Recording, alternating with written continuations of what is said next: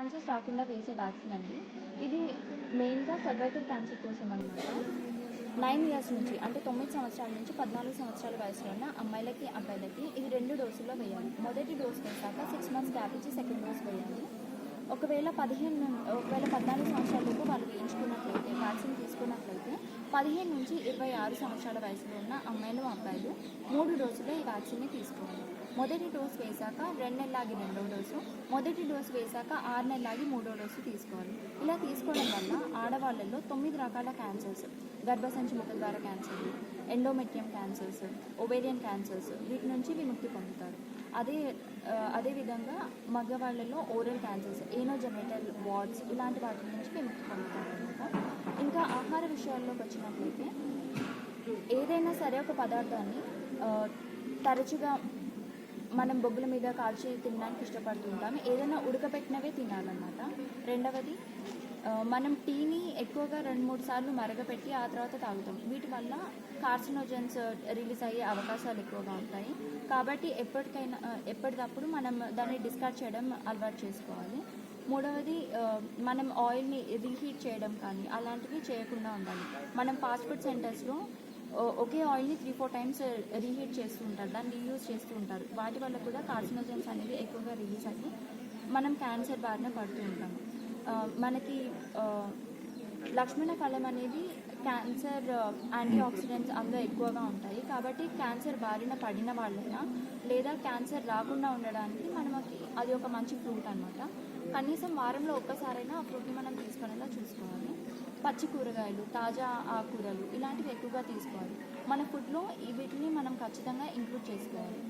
Daily కనీసం ఒక 30 minutes వరకు అయినా సరే బ్రిస్క్ వాకింగ్ అంటే ఫాస్ట్గా నడవడం కానీ, వ్యాయామం చేయడం కానీ ఇలాంటివి చేయడం ద్వారా మనం ఊబకాయానికి గురి అవ్వము. వాటి వల్ల ఓవేరియన్ క్యాన్సర్స్ నుంచి మనం ప్రొటెక్షన్ని పొందుతాం.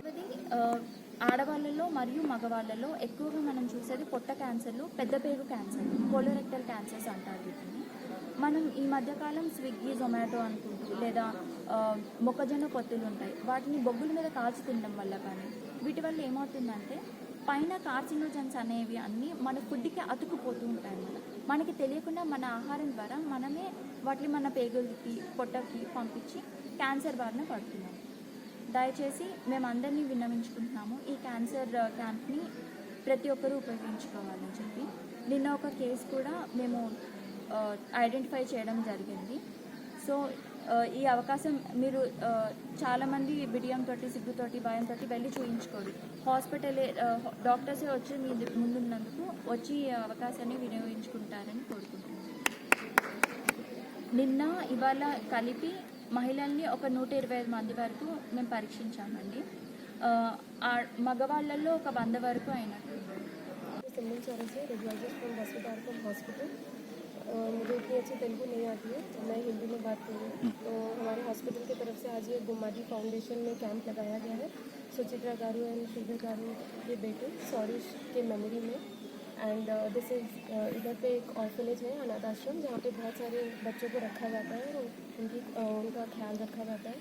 तो इधर हमारे साथ 4 डॉक्टर का टीम है, 1 मेल डॉक्टर और 3 फीमेल डॉक्टर जो आते हैं इधर, और जितने भी मेल्स और फीमेल कैंडिडेट्स आते हैं इधर पे उनका चेकअप करते हैं और वो उनका होल बॉडी चेकअप करते हैं अपनी तरफ से। और उनको जहाँ भी डाउट लगता है, चाहे वो ब्रेस्ट हो या अब्डोमेन में लिवर हो, प्रोस्टेट हो, किडनी हो, कहीं भी पेशेंट्स का हिस्ट्री लेके सिम्टम्स देख के तो वो मेरे पास भेजते हैं। और जो भी टेस्ट उनको सही लगता है उस हिसाब से, अगर ब्रेस्ट में डाउट हो तो बिलो 40 ईयर्स वो सोनोग्राफी लिखते हैं और अबव 40 ईयर्स वो मैमोग्राफी लिखते हैं। अगर एब्डोमेन में लिवर या ब्लैडर या किडनी कहीं पे भी डाउट हो तो वो एब्डोमेन अल्ट्रासाउंड लिखते हैं। और चेस्ट का अगर कोई सिम्टम्स हो, जैसे सांस लेने में दिक्कत, कफ वगैरह, तो वो चेस्ट एक्सरे लिखते हैं। तो उस हिसाब से हम वो टेस्ट इस बस में करते हैं।